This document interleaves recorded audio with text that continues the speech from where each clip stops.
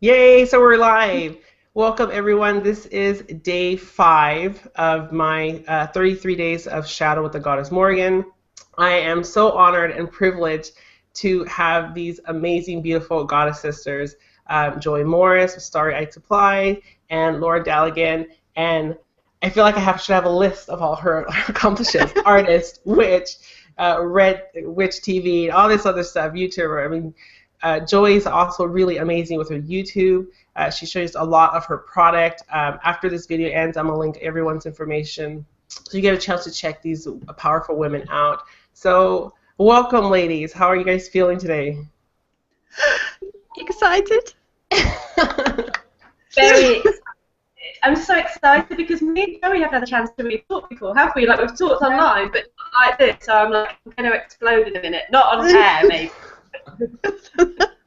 It's super exciting. Yeah, I kind of chatted a little bit to both you guys privately, but I was sat there like waiting for it to come up. I was like, oh my god, it's so exciting. I'm like a small child. Oh my god, that's funny. No, that's how I usually get. Like beforehand, like I was like, oh, I'm cool. And then like as soon as it gets like ready to start, I'm like, I'm sweating. I'm like, oh my god, is this nervous happening to me? It's totally understandable. I was saying, I'm not in my own house at the moment, but I'm staying at the place. But literally, when I was turning on the computer, I found this book just behind me. It's called The Crow Maiden, and I thought that's a good sign. Wow. I never heard this book before, but I might have to steal it. Sorry, whoever it is. But yes, I thought that's a good sign for our conversation. I've just found a book called The Crow Maiden in a random house. So it's Nice. So that's always a good sign that you're supposed to be there. Maybe because of the better Wi-Fi. oh my god! Yeah, usually I'm just like a frozen person trying to talk. It's not my. You guys have much better backgrounds than me, but at least I have Wi-Fi. So. That's what matters. That's what matters. So today, the reason I wanted to bring these powerful women on, because I've been getting a lot of questions about the Goddess Morrigan, of the actual work. And so this time around, from like my last challenge was more about getting to know the goddess. I had Laura Daligan on that challenge as well. We were just talking about how the goddess came to us, and what that journey was so far. But we didn't get to decide or discuss what the actual work is like and what is expected from us as children of Morrigan, of showing up for those lessons. And so I'm gonna start with Joy because it's funny because she posted she's fangirling out, but I'm over here like, Joy, like I can't wait to talk to Joy. So I wanted to ask you first, Joy, like what do you feel about what it means about being a child of the Morrigan, and about the word expected? Like what does she expect from her children? Everything. Oh, that is a big question. I think she expects you to be you, and I think that I say this quite a lot, but she expects you to be the youest you that you can be, and to really get in touch with who you are and your creativity and your path, and really to dig deep and live honorably.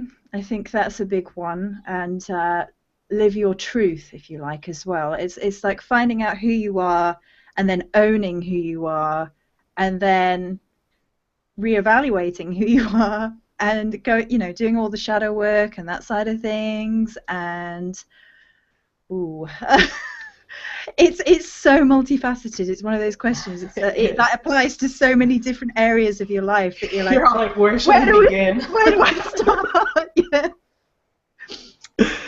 Oh, that's funny. No, I honestly I feel like the same way. Like when someone asked me that, it was kind of like, gosh, should I start with like day one, like birth? Like, it is interesting, but and I'll get to Laura in a little bit. But yeah, when someone was trying to kind of ask me that question, like I couldn't respond very quickly because it made me feel a little bit like I had to reflect on that personally.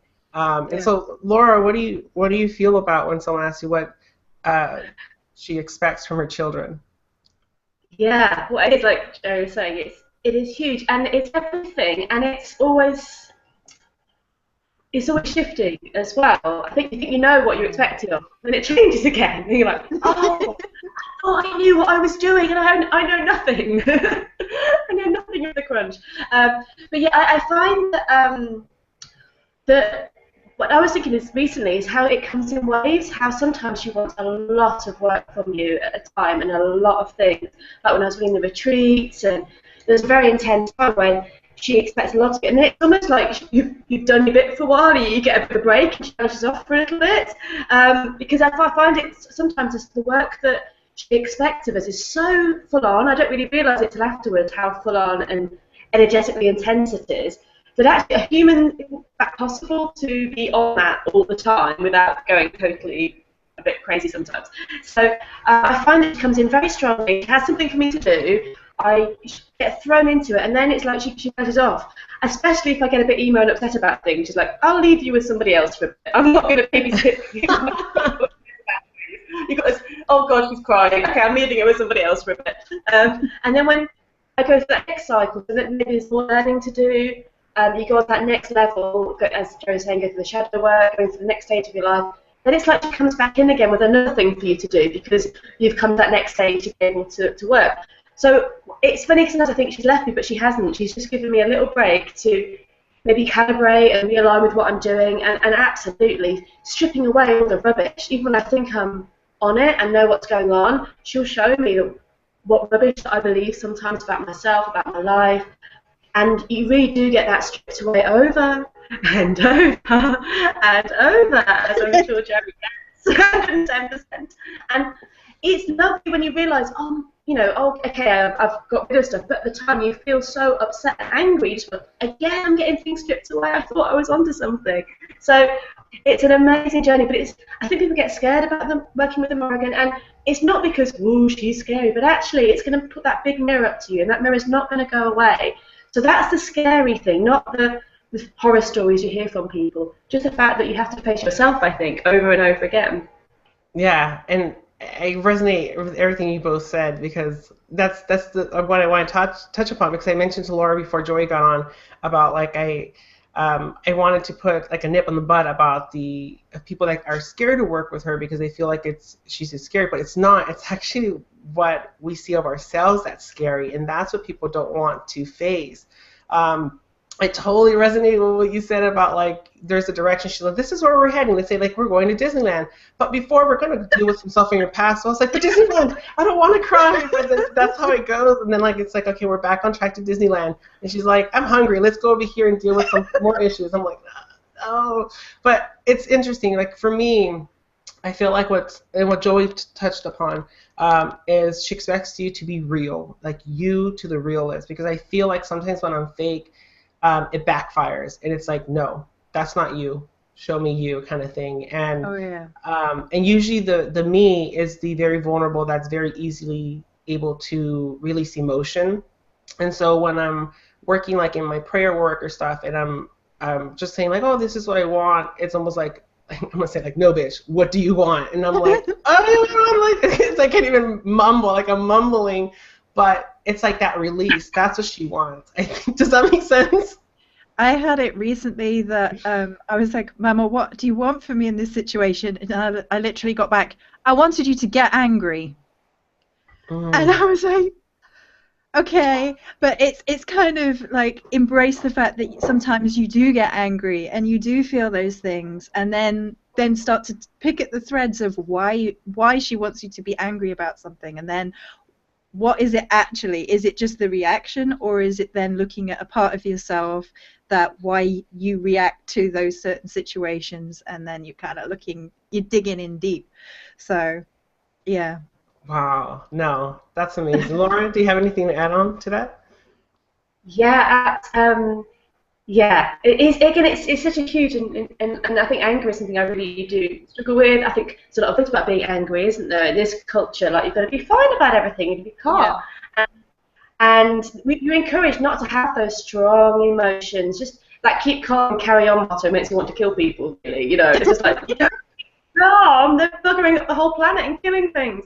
And that's the attitude she wants. She doesn't want you to keep calm if things aren't right. And I think I was talking to my friend about this, that a lot of people that are into the Morrigan are very passionate about certain beliefs and certain causes, and she really, about maybe the planet, fracking, animal issues, all these kind of things, or people who are being unfairly treated. She really does, I think, choose her kids that will have that passion to fight for that imbalance. So she does want you to get angry, and I find it really hard to get angry about certain things, and I try to be polite and try to hold my feelings in, and she has no time for that. When I'm Nope.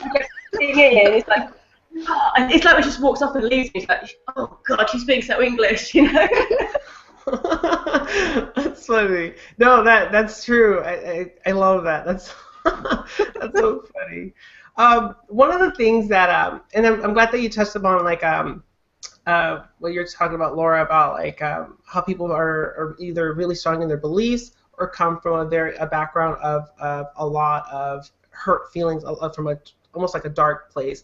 Last time I had Joanna DeVoe and Molly Roberts and Kelly Mannix. Kelly Ann asked that she was really interested on the specifics of the children of the Morrigan, because when they talked about the Goddess Morrigan, they talk in a level of not necessarily of defense, but they're very protective of like almost like, what did you say about my mom kind of thing. Like it's like very like in your face. But so how do you guys feel about that? Because for me, when I talk about the Goddess Morrigan, I feel like I'm in my element. Like I feel like it's almost like for me, like my wings come in and kind of nourish me and allow me to kind of express. But sometimes it's really hard for me to find the words to describe what that is, if that makes sense. So Jory, how do you normally feel about that kind of energy?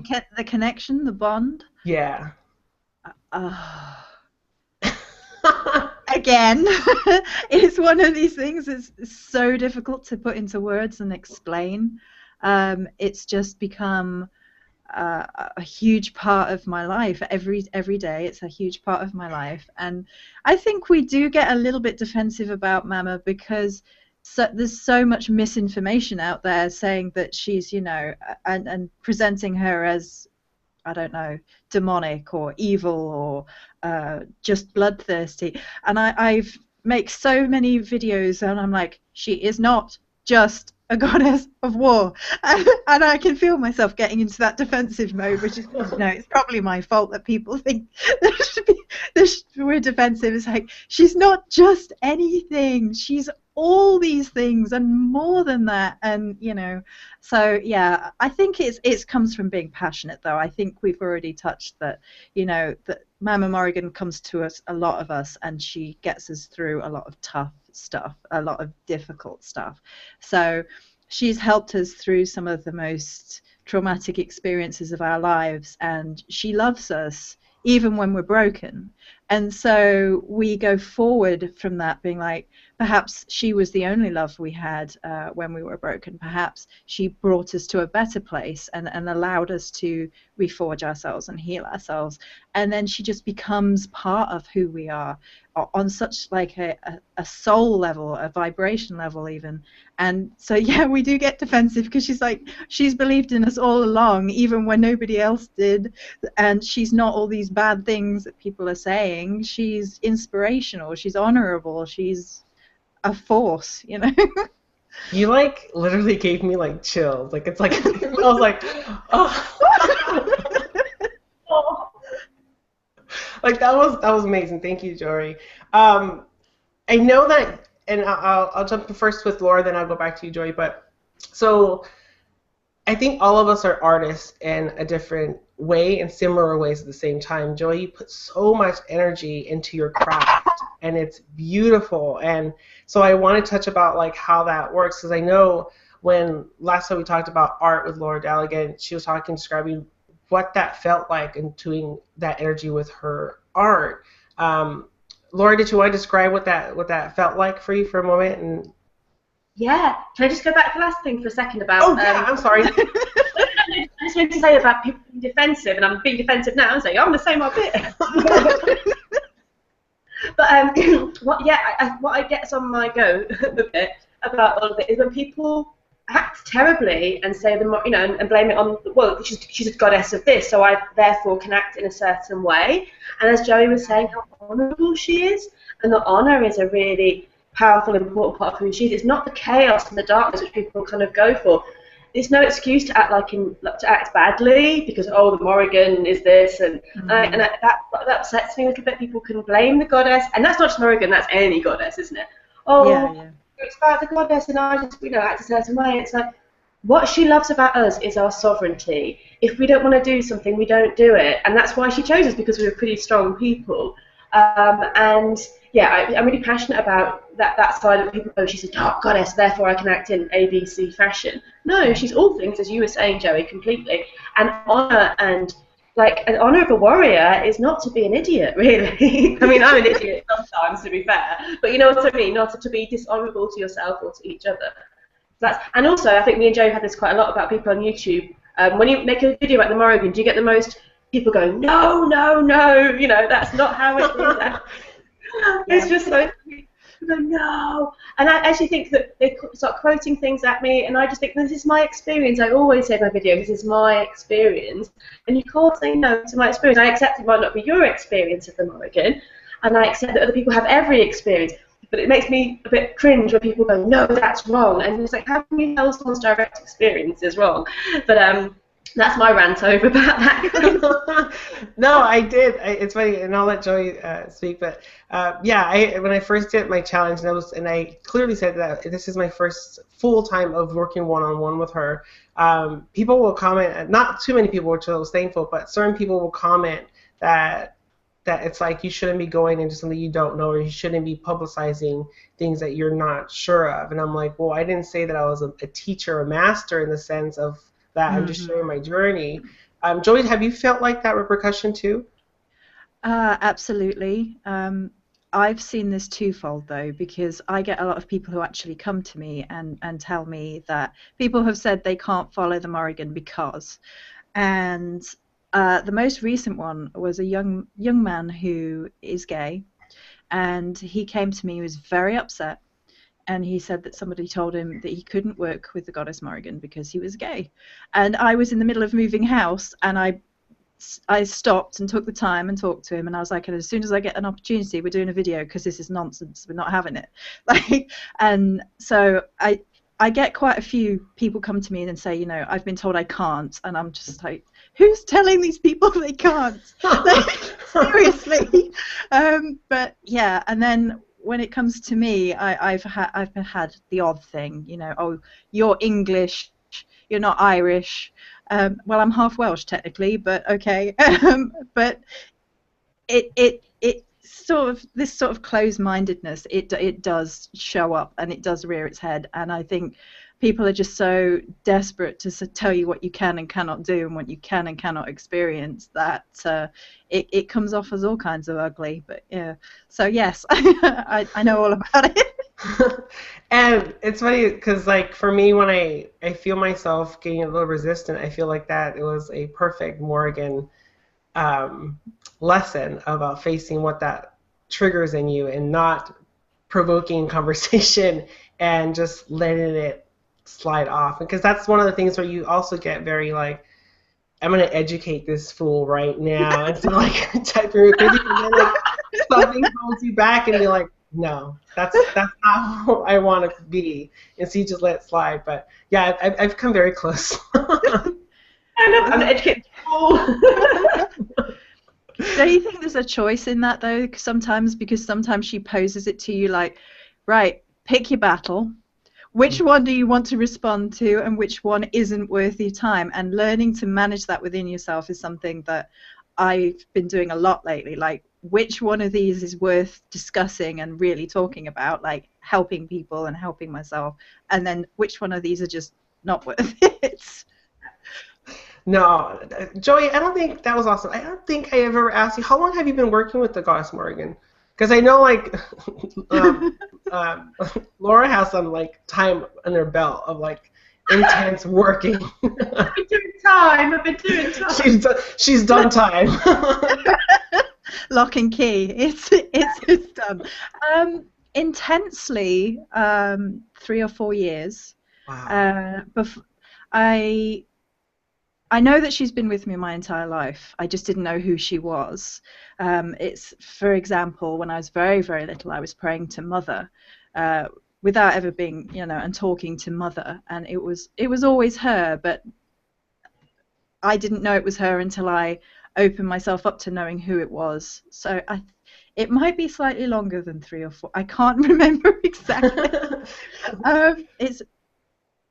It might be more like 5 years. I'm getting a feeling I'm in trouble in a minute. But yeah. That's amazing. Lauren, do you want to say how long you've been working with the goddess? Does it make me? Obviously, we can say you don't look old enough to be working with her for that long, Laura. But it's probably around 14 years. 14 years. You don't look old enough for that, Laura. You don't look old enough for that. Thank you, Joey. I'm glad you said that.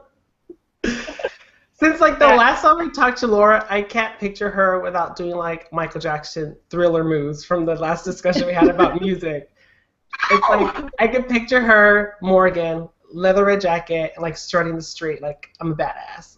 Like a raven on the corner, on the shoulder. But I think as well, like I was saying, I think that for me it was like, okay, she really came in strongly when I was first got on my witchy path, so it was about 20 odd.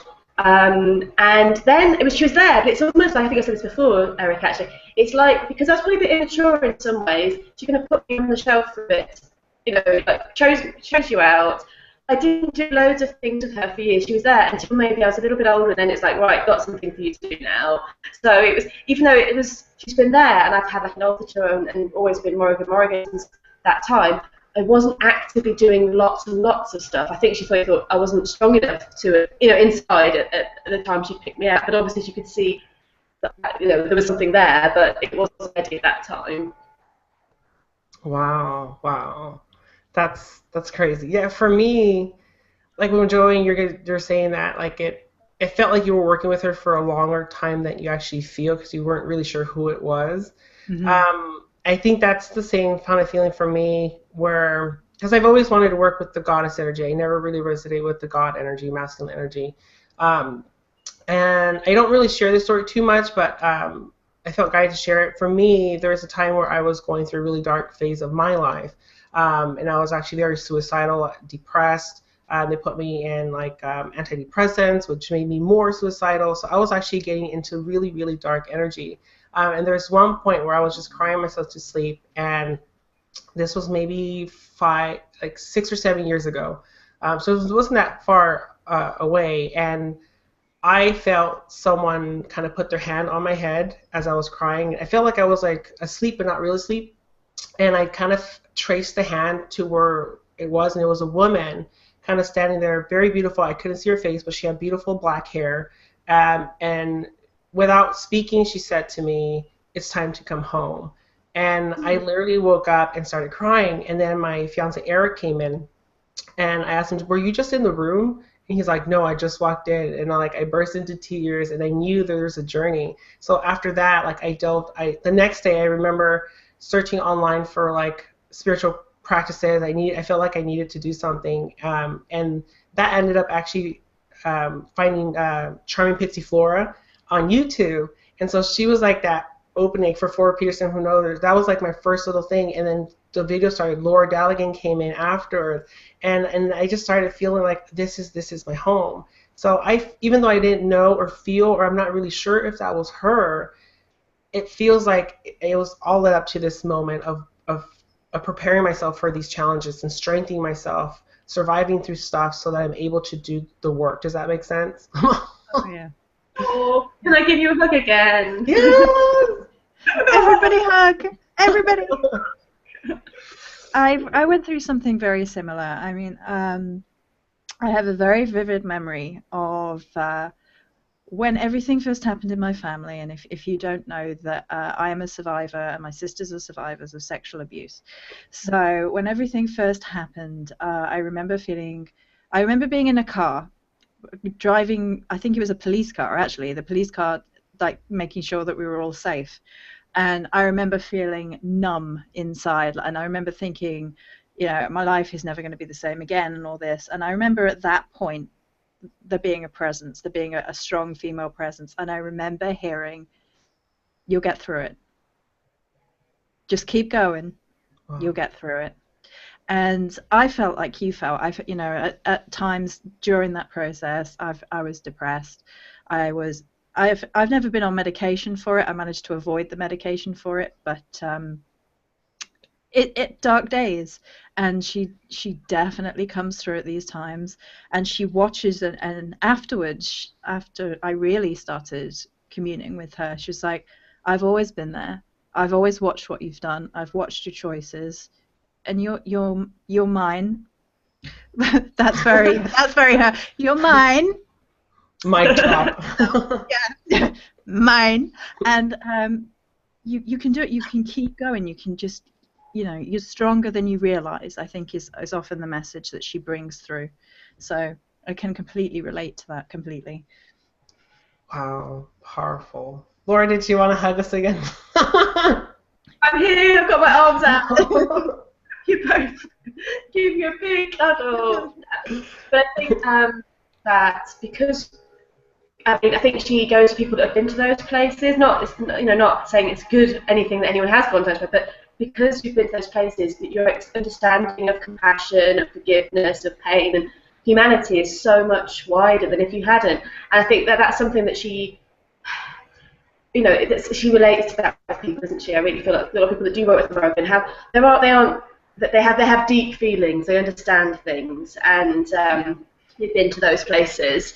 And it's horrible, awful. I've not been through that, obviously. Been to my own dark places, different places, as we all have. But and actually, that's made me who I am, and understanding and compassionate with other people on their journey. So it's like, I think you just choose people that have that compassion, that ability. It's a different kind of warrior, isn't it? We don't go out there and fight, but actually just being, surviving, keeping going, keeping strong, not letting that suck us down is the most strongest thing ever. Absolutely. Wow, that was powerful. Thank you, Joy, for sharing your story. Thank you Laura, for sharing yours. Oh, thank you so much. So I wanted to go back to something Joy said about the Goddess Morrigan being more than just the warrior goddess. And so I know Joy works with the triple aspects of the goddess Maka, Anu, and Bav. Laura, do you work in that that energy as well?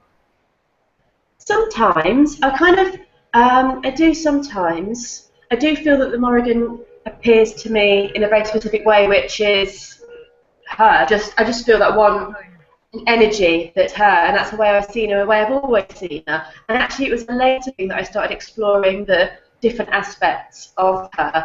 And actually, when you do that, especially when you look at Anu and Barb, I just feel this ancestral earth energy, and I love going into that because she's so old, isn't she? If people don't understand, I think that Morrigan isn't just I don't feel she's just a Tuatha Danann goddess. I feel she's much older than that. I feel she's well. And when I go there to the animal places, yeah, absolutely, that is the earth. That is, and that's when people go, "Oh, she's just this. She's the earth." She's. And the effort of the Morrigan that comes to me is more of this feisty flow. But maybe that's what I need. Maybe that's what she came to me as. And then later, as I've moved through my journey, I started exploring those older primal versions or aspects of the Morrigan. Wow, that's powerful. That's funny. Yeah, because the reason I brought it up was because I think from my experience, and maybe Joy might share the same, I feel like by me, it's almost like breaking down the Goddess Morrigan. I think the lesson blows tend to be a little bit softer and more approachable for me to be like, okay, this is a hard one, so I need to tap into that mother energy, and so I'm going to work with Anu with this one. Or like, it seems very like shadow work. I need the help of Bob. Or like I need to tap in my warrior. I need to tap into that warrior fire energy. I'm going to work with Maka, and then bring it all together and work with It's almost like I learned from all my teachers, and now it's time to learn from like the master, if that makes sense. Of like bringing everything I've learned and putting it into work. Does that make sense? Yeah. Okay. Yeah. I think the way that I see it is that she is such a shapeshifter energy that it's perhaps a little bit too complex, even I feel like, you know, little human minds, complex goddess, and we work with aspects because it helps us to connect with what we're looking to connect with and learn the lessons that we need to learn, and it's just simpler because little humans, big goddess. To put it as simply as I can think of, because again, I'm trying to explain these concepts which make sense up here, but coming out here it's a little bit more difficult. So working with the aspects is just it's not simple, but it's maybe streamlining a little bit more than when you work with her all in one, and you get so many different phases. I know that Silver often sees Babe in her maiden form, which super excited me because I haven't heard anyone else but me say that. Because I posted something when I was doing the artwork for Bob, and I was like, she refuses to come to me in a crone form. Like, I see like Banshee Siren, very beautiful, sexy, very like witchy goddess kind of feel, and then you said like, oh my god, that's the exact same. She never comes to me. She always comes in maiden. For me, she comes younger than Maka, for instance. Oh, yeah. Maka comes into like between her 20s and maybe 30s, in that sense of that powerful woman, that's someone that's already ready to declare. And Bob comes much, much younger, from like a teenage to like not even in her 20s, which is interesting. So how does that work with you, Joy, when she comes to you in that kind of... Well, death is sexy, didn't you know? Oh, just blew my mind. Well, when you think about it, it's the unknown, it's the mystery, and you can even look at it in terms of folklore, how people are obsessed with the idea of vampires, about like their death-sex connection. She does tend to shift around a little bit for me. Sometimes she'll get a little bit more skeletal on me, especially if she wants my attention. I'm not paying any attention, and she'll just show up like half a skeleton face, and I'm like, oh, okay, hi. But yeah, she shows up and she's, you know, scantily clad and bust and bright red lips and white hair. Always the white hair. The hair is always white. Yes. But she's super sexy, and she rocks that. But I think it's because people expect the crone to turn up and look a certain way, and Morrigan's like, right, well, the minute you expect something, guess what? That's awesome. Do you guys want to see like a sneak peek of like my Bob painting? Yes. Yeah. I'd love to. Yeah. Okay. So just so that, because like she does come to me in like white hair. It's so good. Amazing. Wow. I love the naked chest and then just the hair over. Oh. Yeah. I love that. Beautiful. Thank you. Yeah, and so Gorgeous. and it's funny because she also comes to me in a very tomboy kind of chest. Like, it's very pre-teen like energy with her. Like, it's very like giggly and like magic. If you think of like a kid that found like all of Harry Potter's like stuff, like it's playing with it. It's being creative energy. It's very whimsy. I wonder why I get more sexy. But to each their own, I guess. To each their own. But it's a very sexy kind of energy for me. So yeah, I love that. So I'm going to open it up to discussion. So Joy or Laura, do you have any questions that you want to ask either us or just to open up in that kind of discussion? I'm really interested. Yeah, I'm really interested in how Laura got into fire dancing, because that's a really wonderful way of worshipping the Morrigan, and I'd be interested to know more about it. Yeah.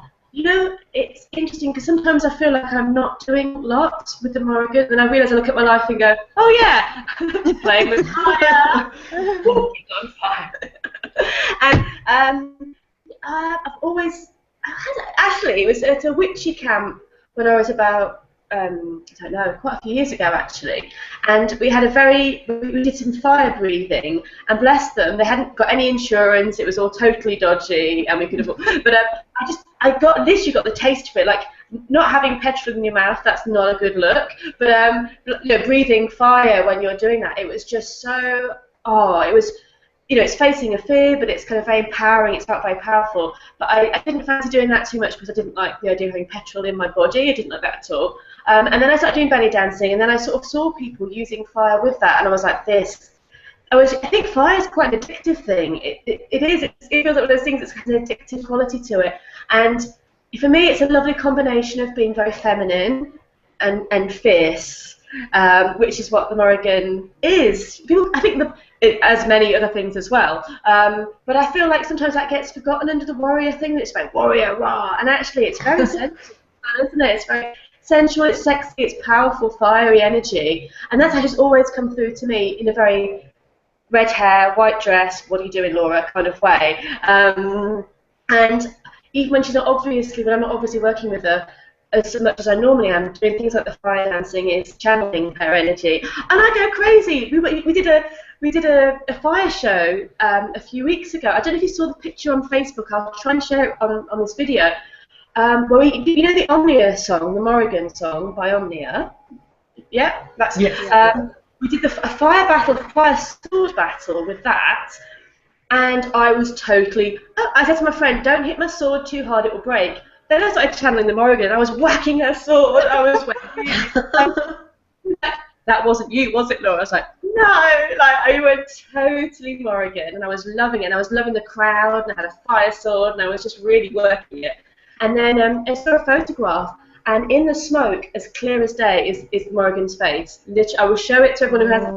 Oh my gosh! You don't even have to be. Oh, I can kind of see it. The detail. She's there in the smoke when that song was going, Morrigan, Ancient Crone of War. She was there. So I was like, oh wow, that was just really, really powerful. She loved the energy, and I had to be careful not to burn anybody or go a bit too crazy. Laura, is it the one that you have as your default picture? No, it's not. I'll put maybe attach. Or is it the black and white? It's not. It's when we're using the fire sword, and it's me and my friend having a little battle with this fire sword, and out of the smoke of my sword is this huge goddess face. So I'll re-put it up on Facebook, and I can put it on video because I was so excited when I saw it. It was clear as day, and that was in the middle of wild Wales with that as well. It was a very fairy place, and it was pretty special. And everyone went to me afterwards, "That was insane," and I was like, "Yeah, it was, wasn't it?" Wow, that's powerful. I was trying to find it. Sorry? No, I was trying to find it to see if I could share it, but yeah, definitely post it again. I want to see it so bad. Laura, did you have any questions for either Joey or myself? Oh yes, probably loads and loads. Has there been any time, to both of you, either of you, that you felt, after a time of feeling very close with her, felt that she had gone for a bit, or that she wasn't as close to you? Is there any time when you felt that, not that she'd left you, but that she'd almost left you for a while? And did you question anything at that time, if so? Joy, you go first. Oh, okay. I actually think this is part of her testing process. Yes. I think that she does this to all her sons and daughters on purpose to see whether or not you'll think that she's gone and you'll give up. And if you give up, you're in trouble. And so I've actually talked to a couple of people about it. The people are like, oh, she seems to have backed off. And I'm like, you need to really dig deep and think and feel whether or not she's gone or she's just in the background and watching, doing her silent watch a bit. And that's how I always feel about it. I'm like, there are times when she's quieter rather than full on in your face. Absolutely, I go through those phases, those cycles, the same way. But I've never felt like she's completely gone. I know in the back of my mind, I know even if I'm feeling, if she's disappeared a little bit, and I get into a place and I'm like, Mama, I need you. She'll come back like that. Like she won't ignore me if I'm like, help or but yeah, she absolutely does do that sort of background seat watching, evaluating what you're doing and taking stock sort of energy rather than being full on all the time. Yeah, absolutely. But I think that it's part of the process, and it's also part of maybe who we are as people, because I think she teaches people are pretty independent and feisty, doesn't she? Like I can't be told what to do by anyone, even a goddess. And she I can't be told, but that's it. And that's why she leads you to do it and see, are you going to do this on your own? As you said, do it on your own or not. Sorry, what do you think, Silver Moon? I absolutely agree. I think the toughest lessons is when she doesn't come to when you call her sometimes, because she wants you to work it out on your own. And I think it could be the most emotional journey about not depending on any outside sources but yourself. There's one instance that I think for me was not my toughest lesson, but it was a pretty intense one. And only another goddess sister named Cheryl, had the same experience recently. Right when I was getting my path, I was like praying to the Goddess Morrigan, I was like, send me some like real crow raven feathers. Like I want to find them in nature, because where I lived in Merced, there wasn't any. I never saw like a black bird, which I thought was weird. I was like, someone like shooting them? Like what the heck? But I was just like, I don't see anything, so I kept asking, and I felt like maybe she wasn't listening to me, or maybe that was the end of our relationship, because I worked with other goddesses, and they were very temporary, at least only for like a lesson or two. And so I kind of felt kind of bummed. And then one day I went in my backyard, and I saw this bird that looked like it passed away, and it was very dark. The feathers were very like smoky gray into black, and I was like, oh my God, is this what my bird that the Goddess Morrigan wanted me to have? Everything looked like the bird was attacked in some way, but his wings or her wings were perfectly. And I was like, do I need to like, am I gonna be able to like to take these wings off this creature? I don't know if I could do it. Then I realized that the bird was still alive, and so I took him inside. I cleaned his wounds, and I started taking care of him. And I started to cry a little bit. I was like, oh, why is this happening? Like, what am I supposed to learn here? And the next morning it passed away, and so I gave it a beautiful little burial and everything. And the next day after that, I felt that the lesson was about compassion.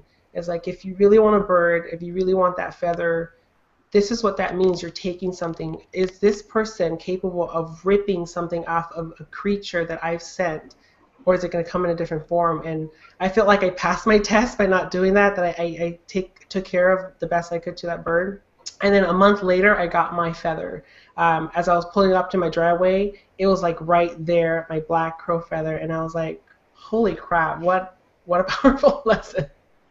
Do you know, I had something so similar. I found a dead baby crow, and it was around an area where they nest and things. So it's not unusual, but it's a fairly public place, and I was sat there like, do I take it home and like try and get it in this bag and try to take it home and bury it? There are all these people watching me. I'm gonna look like such a goddamn weirdo. And I was like, no, I'm gonna do it. I'm gonna take it home and bury it. So and I did, and put it back to earth and back to Mother Morrigan. And I think that's it's an eerily similar experience that I've had. Wow. That's crazy, because it's one of those things where you kind of, you're fighting what your instinct is telling you, kind of like, oh, like the fear part of it, like all these people are watching me. No, I'm too scared, I'm not going to do it. But like it's almost like you fought through that and you did what she expected you to do, which is interesting. Yeah, absolutely. And compassion and understanding what taking is a huge part of her work, as well as I think as we live in a society where everything's very available, and understanding your actions and the consequences of your actions, and huge compassion. I think people forget that about the Morrigan as well. They think that she's evil, as you said before, over and over again, she's bad energy, negative, and it's it's not fluffy, it's not soft, it's not false compassion, here, that kind of stuff. It's, it's that caring that comes from a very primal core place, isn't it? Which is not the false stuff that you get in our society, what you're told, this is what nurturing is. And it's like, no, this is the real thing. And it's really, as we said at this interview, going to the real you, the real core. Who are you? Forget the rubbish. And compassion and love and being brave and honourable is a huge part of that. Mm-hmm. Yeah, absolutely. That's beautiful. Thank you, Joy, for sharing that too. Laura, thank you. One thing I did want to touch upon before it gets closer to us ending, one of the things I've noticed a lot from people that work with the Goddess Morrigan is how symbolic and very out there is the concept of the death and rebirth when it comes to the people that work with her. For me, I feel like I'm constantly evolving, and so part of me has to die, and part of me has to grieve that to accept a new one, but it's like constant. And so I feel like in my journey here, I've evolved and changed so many different times that I question kind of like, am I even being like consistent? Or why do I feel like I'm constantly evolving? But I think the people that I've talked to go through the same thing where they're constantly growing, and so they grow out of their appearance, they grow out of their situations, and they're constantly pushing forward to change. How do you guys feel about that? Does that resonate? Joey, you could go first. I've talked a little bit about it on my channel actually, with life cycles and the little Beautiful. deaths, and I've actually worked a set all around it. It's Babe's Little Deaths, and I feel that throughout the process of our life we go through many cycles, and as a witch I think a lot of what we experience is through cyclic nature, you know, moon cycles, nature cycles.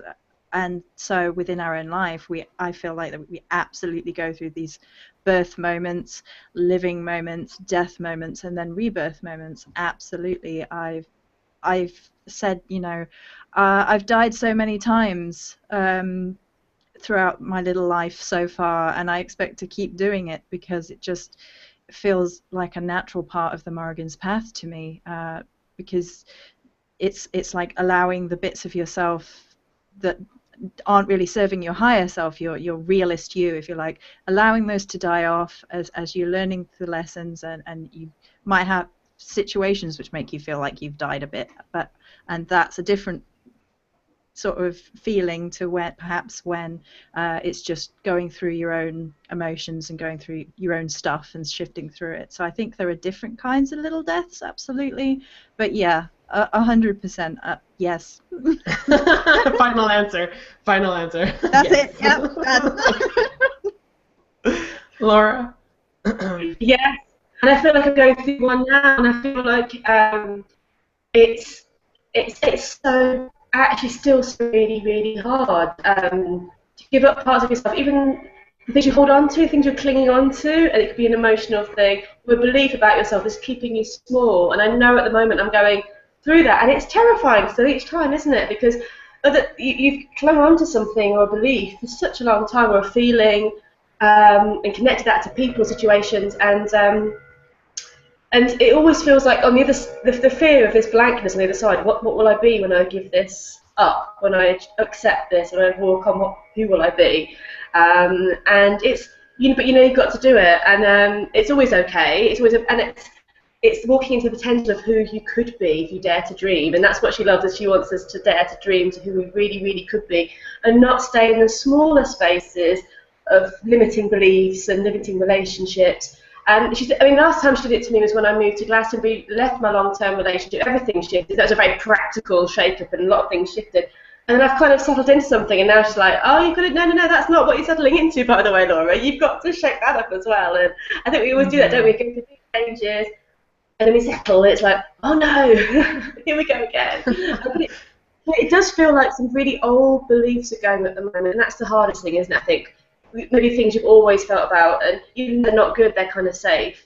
And when they go, this is what's happening at the moment, and I'm feeling a bit wobbly about that, but it's, we're warriors, we can do this, yeah.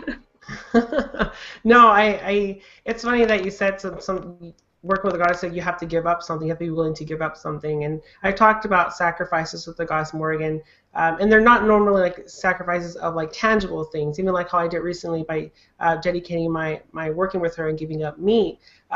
It's about that releasing things that no longer serve you. It's almost like it's like the Goddess Morrigan is telling you, I'm presenting you with this opportunity to grow, but you have to give me that thing you're holding on to. It's like if I'm holding this box and she's like struggling, like clawing it out of my hands, like I can't help you unless you give this to me, and she snatches it from you.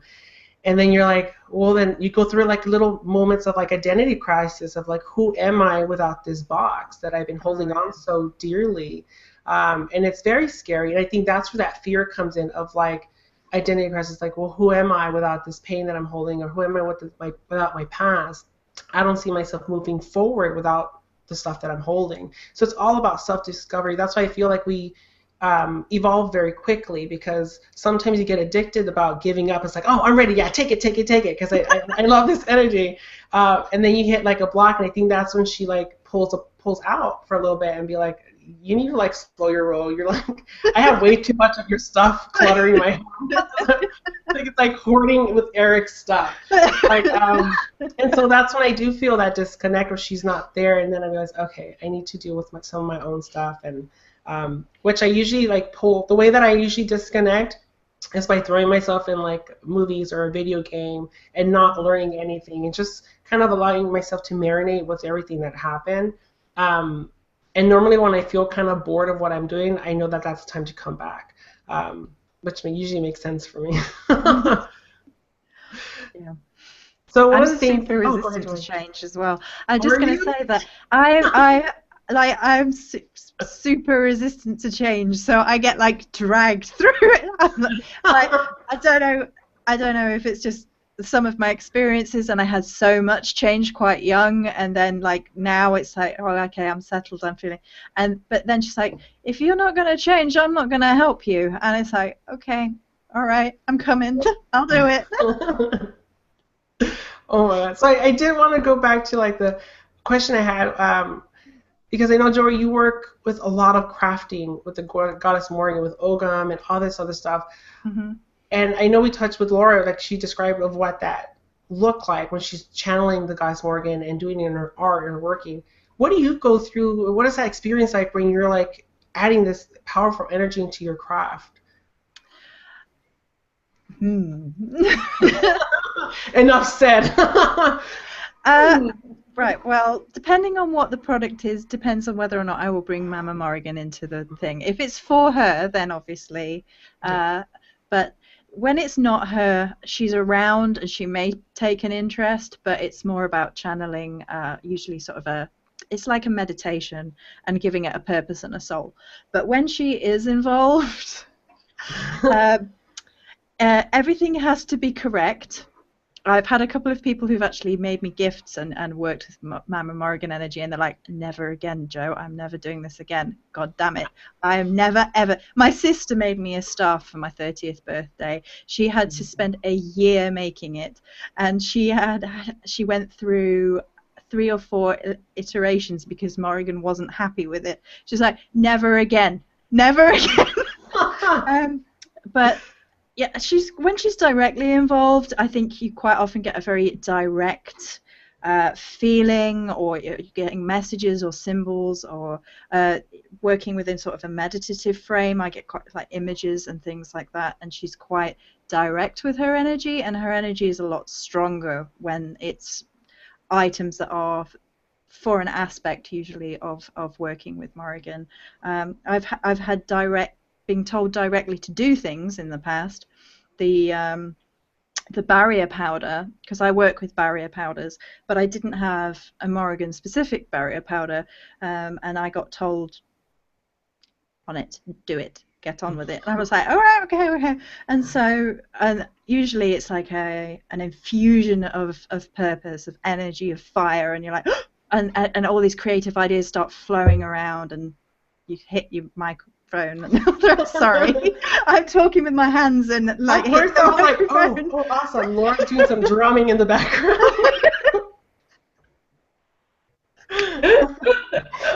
No, it's me being overexcited. Yeah, what was I saying? But yeah, and it all gets very, very clear and very, very calm, and then you get sort of like bursts of energy, and it takes on a sort of a song almost of its own.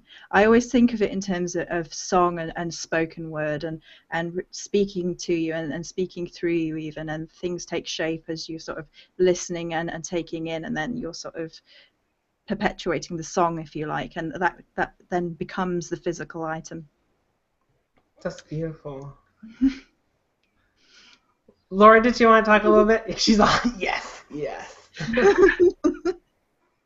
I was listening. I was just happily listening away. Yeah, and I love your products as well, Joey. They're beautiful, and you can see how much love goes into them. Yeah, absolutely. With creativity, I was talking about this the other day about how ideas come so like a lightning bolt sometimes with her and what she wants. And if you don't do it, it gets passed on to somebody else. It's like it's got to be done. Like there's a current thing that has to be done. And I think that's Interesting. all Interesting. inspiration really. But if you don't take it up and go, because I often go, oh yeah, I'd like to do that, but I haven't got the time at the moment, and it's just like then it just gets passed on to somebody else to do it because something has to be manifest from things creatively. And I can yeah, I found, like you said, painting the Morrigan's been the hardest thing I ever had to do. I tried for years. I painted everything, and no, not good enough, not right. Everything. It was just like, how can one painting be so hard? And I had so many sketches, which is just not right. And every time I sat to it, it was not right. And it's just sometimes, or one particular moment, or after a lot of failures, then it happens. And it's like, oh, okay. But it was a lot of, yeah, she's never had any other experience with any other goddess that so many trials, so many errors before that was allowed to happen. She's very picky about her craft. Laura, did you go through the same thing when you wrote the Morrigan-inspired song?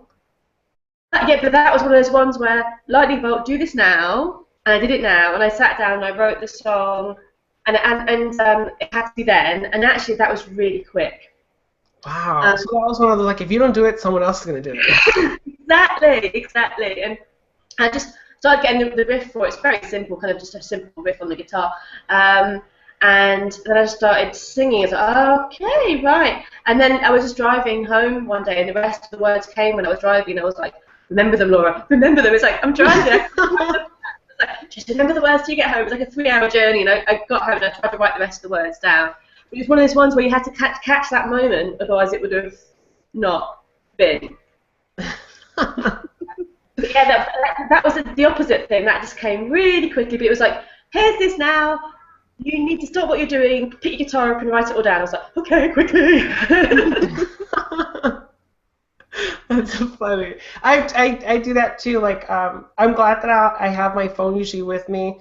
And I kind of made the voice recorder like very quickly to access. So if I have an idea when I'm driving, like it really is like my Spidey Morgan senses are tingling. Where's my phone? Like I'll hit the record button and I'll just start talking. But that's what it is. It's like it does feel like do it now or someone else is going to do it. It's like okay. Yeah, and it's just, I think my voice recorder is full of songs with the sound of the car rumbling in the background because it's like it's a time when you're kind of open, isn't it, when you're driving? You know that part of your brain isn't working, and that's when a lot of the ideas come through. But yeah, not that I mind other people doing things, but I kind of want to do it. So it's like, if you want to do it now. Don't put it off till later. Oh, that's funny. So we only have a couple more minutes, and so I wanted to go ask a question to each and one of you.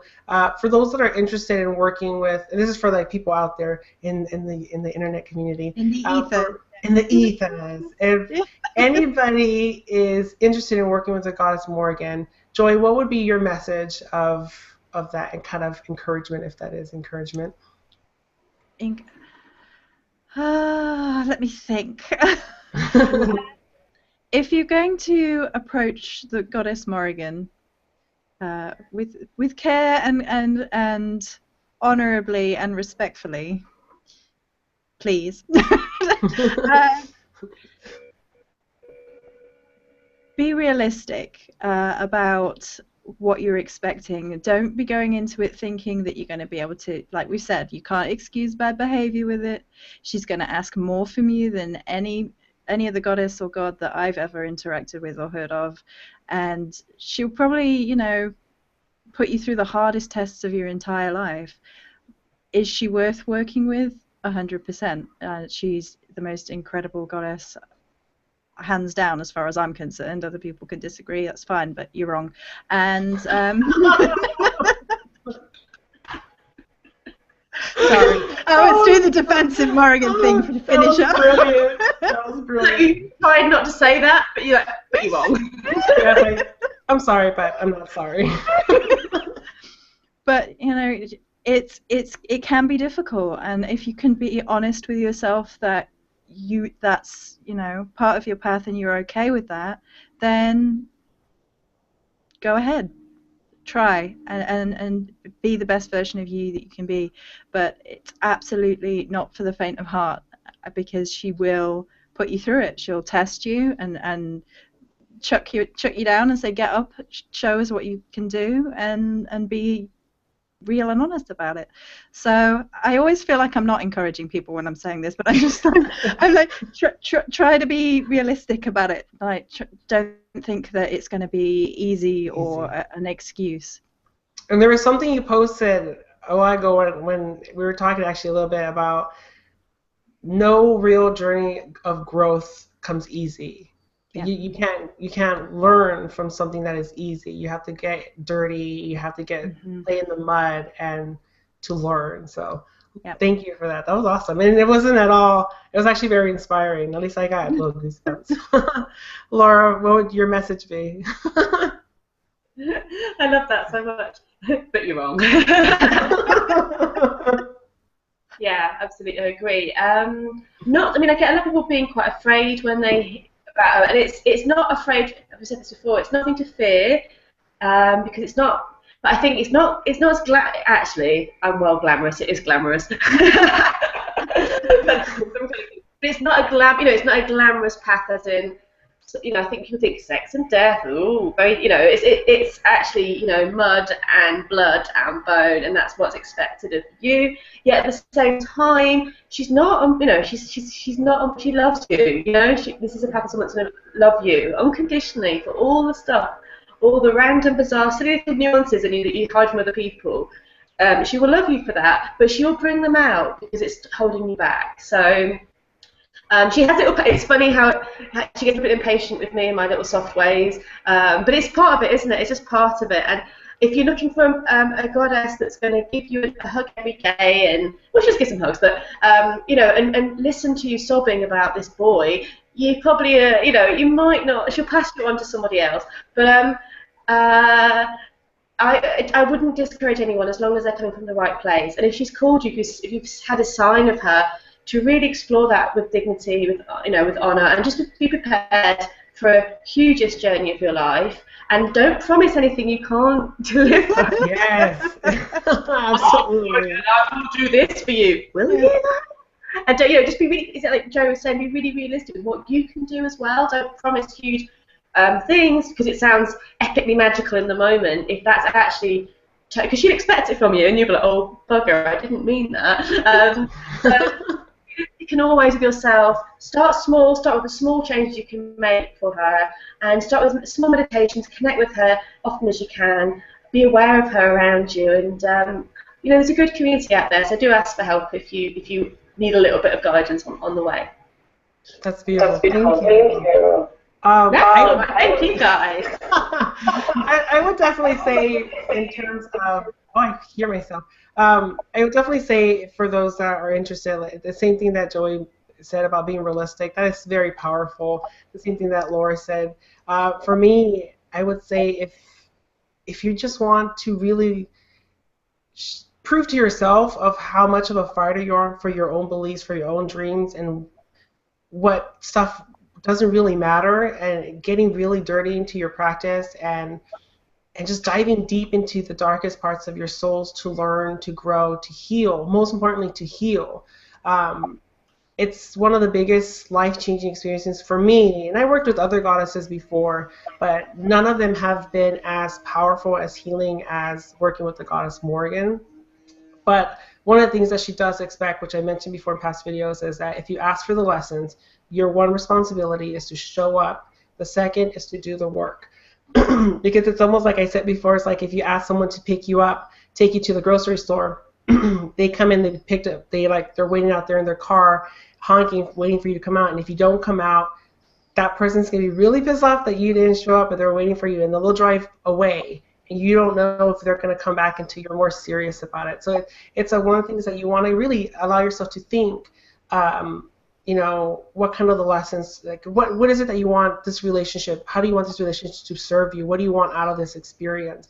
Because it's all about being more clear and specific about your intent of going into it, because I say 100% like Joey Morris, highly recommend this goddess as someone to work with, but it's no fluffy bunny, it's good work, it's very healing work, and so I feel like I'm like pushing her to like be president, like vote for her. So time I kind of really got into the Morrigan, and I thought, well, I'll do a ritual for her because that'll be good. And I was so young and silly. I did this ritual, I summoned her, and she just turned up and went, what did you do that for? She's like, oh, why are you bothering me? Because there was no point to it. I was just doing it because maybe I could.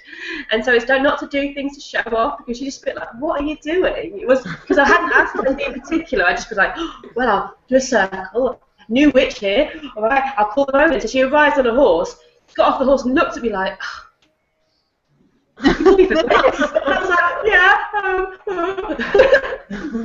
You're all like, how's your day going? Really, Laura? Like that. Just a bit like, oh, and just get up top. Seriously, what are you doing? And I was just like, yeah, don't do it. Just don't summon it just because you can, or don't use this energy just because you can. It has to have some positive. Obviously, she wasn't that annoyed, but she was just a bit like, really, Laura? What are we doing? You better be offering something. Yeah. Bought me a present. You just summoned me just because. And I was like, yeah, I guess. Oh god. So, rookie errors are fine. Like rookie errors are all fine. That was a proper rookie error. But just pass on that knowledge. Pass on that. That don't just do things just for the sake of it with her. You've got to be really show up and do the work and make an offering and have a reason for calling her in. Beautiful. All right. So. Thank you, powerful Goddess Sisters. Thank you so much, Joey Morris and Laura Daligan. Thank you so much for being. Thank you for everyone that's watching now and that's going to watch it later.